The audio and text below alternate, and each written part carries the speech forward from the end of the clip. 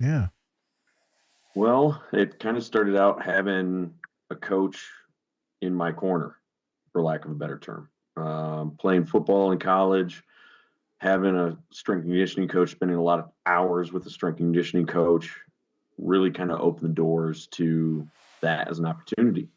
Thought I wanted to be a physics major, being an engineer, and then Calc 2 said otherwise for me. Okay. And that was kind of the end of my engineering career, but I always knew I wanted to do something in athletics.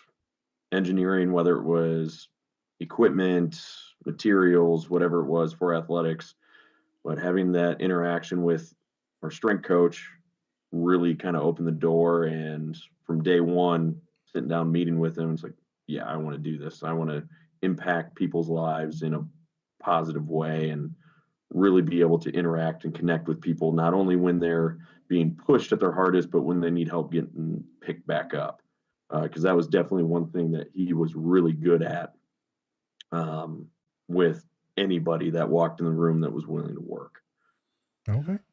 Well, real quick, for folks that maybe don't know or haven't had a lot of experience with athletics, what the hell is a strength and conditioning coach? Obviously, it's in the name, but like, what the hell is it that y'all do? What do y'all do? I think a better question is, what don't we do? Oh, okay. There you Um, go. it's a job, it's a profession that you have to wear many hats. It's not just being a trained gorilla where I pick up a barbell, put it down, tell you to put on more weight or more reps. There's a science to it. I have to have a really kind of intimate understanding of the human body, Yep. both from structural standpoint, chemical standpoint, hormonal standpoint, and then how does exercise affect all of that? Going a step further, we add in nutrition. We all got to eat to survive, right? Yep. Well, if we're going to train and try and compete and perform at a high level, how does nutrition affect that? How does not having good nutrition affect that? Um, Going into kind of some sports psych, being able to figure out people's buttons and having to push the right buttons to, hey, we need to push, you need to grit your teeth, you need to give me everything you got right now. But at the same time, being able to grab the reins, if you will, and say, hey, let's slow down. Now's not the time to be going balls to the walls.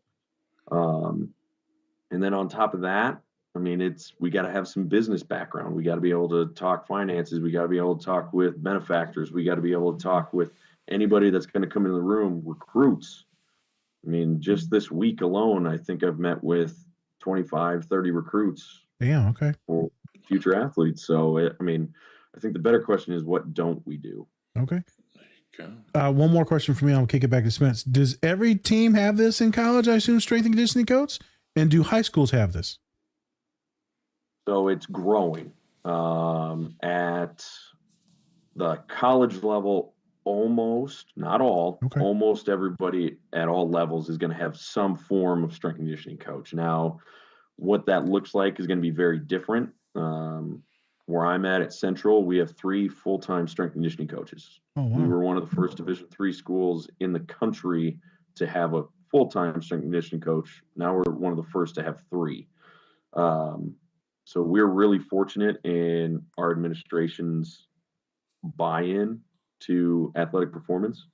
But at the same time, not everyone's as fortunate. And most of the time, it's a sport coach whose second duty is strength and conditioning. Okay.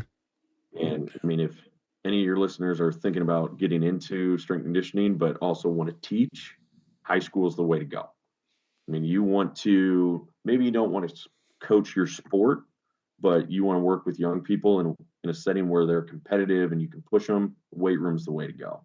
High school strength and conditioning is absolutely exploding right now. Okay. I mean, heck, even just in the state of Iowa, a huge proportion of high schools have some qualified professional in the room with them. Cool. Cool. Cool. I'll ask you some questions later on about some of that stuff. I'm gonna kick it back to Spence. All right. Would love to know when we've talked about this in the pre-production, but we kind of talked about having this kind of iPad generation that you're kind of seeing as students. How do you connect with that generation of kids when, they're very closed off, and sometimes they might not be the easiest to talk to or open up about certain things? So a big part of my job is observation. I'm watching the human body move. I'm watching it move under load, whether that is a barbell or maybe they're sprinting at max velocity or doing any number of things competing. And one thing that I think a quality coach really needs to get good at is hearing all the little bits and pieces. Okay, they're really comfortable with this group of people. I'm struggling with athlete X. I'm going to walk over there and listen. I'm not going to say anything. I'm going to act like I'm looking at something else, but I'm just going to listen. How do they interact? What do they talk about? What are they into? And I think that is a big piece that a lot of young coaches, kind of up and coming coaches, really get too hooked on diving into the weeds of the X's and O's, writing the perfect program, building Okay. a beautiful facility, but being able to listen and then really connect with an individual. I mean, hearing someone talk about, hey, I'm really into uh, this obscure sport. One of my athletes actually share a common connection of interest in Formula One racing. Okay. Lewis Hamilton, awesome dude. Wish you won another one with Mercedes, but good luck at Ferrari. Also, But sorry to cut you off, also a big proponent and ally for mental health related issues and suffers from their own mental health issues too, depression. who? The guy you just talked about, the Hamilton guy? Oh, Yeah, Sir Lewis Hamilton. Heck yeah. yeah. Dang. All right. Yeah. The more you know. Yeah. But hearing that and him not connecting with the other kids, next time he was in the weight room, it was, hey, so who's your driver in Formula One? I mean, you want to talk about the light bulb turned on. It's I got both eyes locked on me. It's like, holy cow. So just picking up on those small little things, watching them at practice. Hey, I saw you were struggling with this. Light turns on. Hey, I heard you're in class X, Y, and Z. That one kicked my butt when I was in school. I mean, just little things like that have really opened up a lot of opportunities for me to reach more and more kids. And I think it kind of snowballs of, okay, maybe the buddy that he was talking to about Formula One is kind of another one of those. It's, I don't know about this bearded bald dude.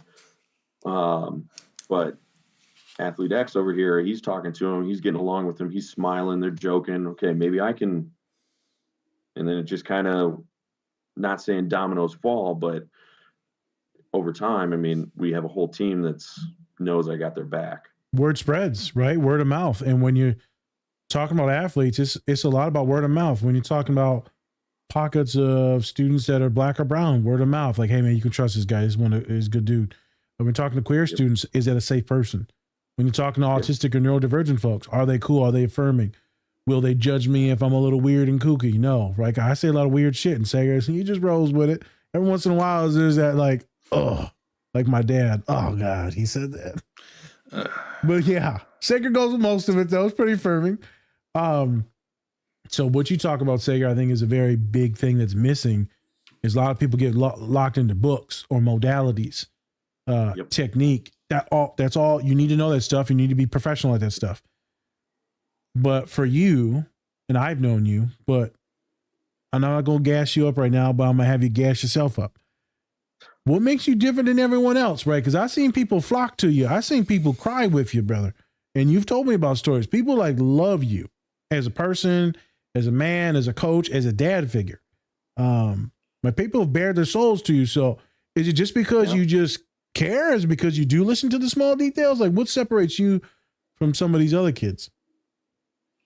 You know, I mean, I think you hit the nail on the head that I'm willing to have someone come in the office and pour it out. And I've met a lot of coaches over the years that I'm not dealing with that. He broke up with his girlfriend. That's not my problem. Well, I mean, no, it's not your problem, but you've been on the planet a little bit longer than that kid. what advice can you give him? If you tell me you haven't been in his shoes, I'm going to call you a liar. But what advice can you give him or her? Yeah. Or whoever you're working with? I mean, be it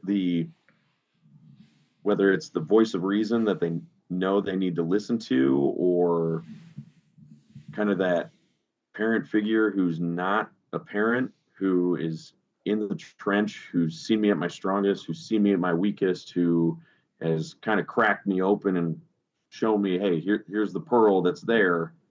You can't see it yet, but it's there.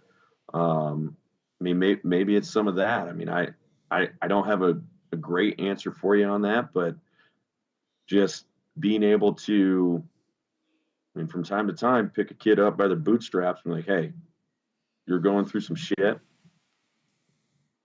What do you need? Instead of me saying, hey, according to psychology study X, Y, or Z that I read 3 weeks ago on PubMed, what do you need? Good old PubMed. What can I do to help you through this? Yep. For real. Hey, thanks for watching this video. Check out the full episode on our channel and anywhere you find podcasts. Also, remember to like and subscribe. Whoop whoop.